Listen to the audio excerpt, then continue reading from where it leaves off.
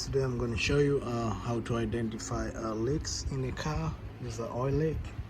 So once you come in a car, guys, and you see down here it's leaking, the first important thing to do is make sure you check the covers. So you see below here, guys, is the leak. So but when you see up here, you see the transmission is dry.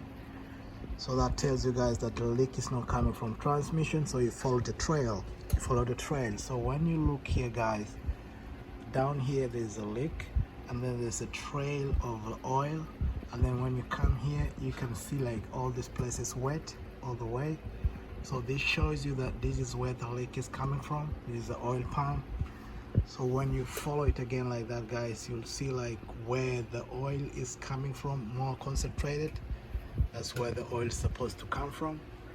So also on the engine mount right here, there's oil, and then when you sit down inside here too, guys, you can see where it's more wet. So you see where it's more wet, that's where the leak is coming from. Also when you see back here and you see right there, you see like there is a coolant leak coming from that hose right there.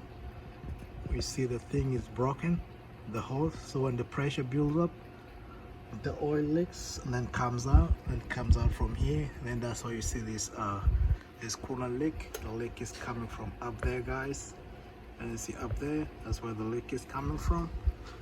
So also you examine, you come to the front, you look on the oil, you find out that on the oil pump you see it's wet. So guys, it's time to change the oil pump gasket.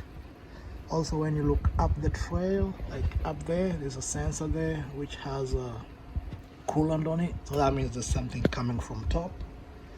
Another important aspect, guys, look at the pan which come from the car. Then when you see oil there or coolant, that shows you guys that there's a coolant which leaks from the top. Guys, don't mind my flow. Another important thing, guys, when you take out the lower cover of your car, it should be able to tell you what's leaking in your car. Like here you can see green stuff, that's the coolant. And then when you come back here, you can see the oil is all over the place.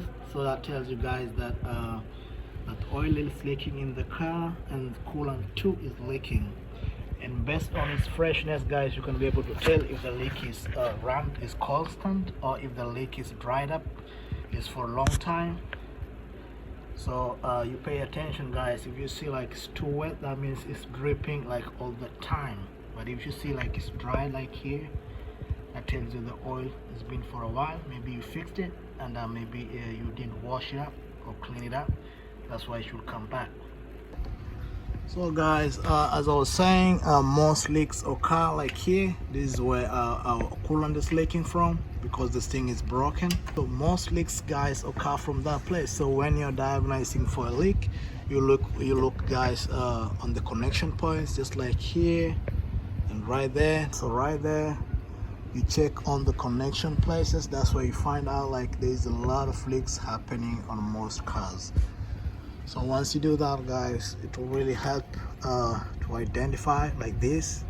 That's where it's leaking from this car. So I think I'll need to look for a new clamp to just fix it there, and then to stop that leak.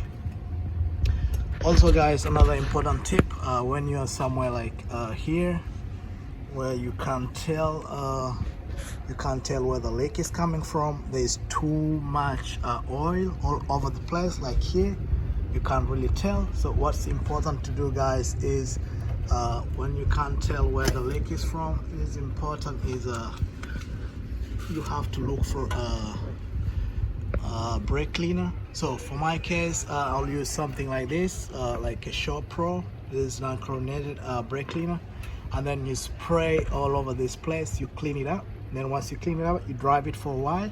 Then you figure out if there's a leak or there's no leak anymore. And once you have identified your culprit, guys, you're good to go. You just fix it. I hope this video helps you out. See you next time.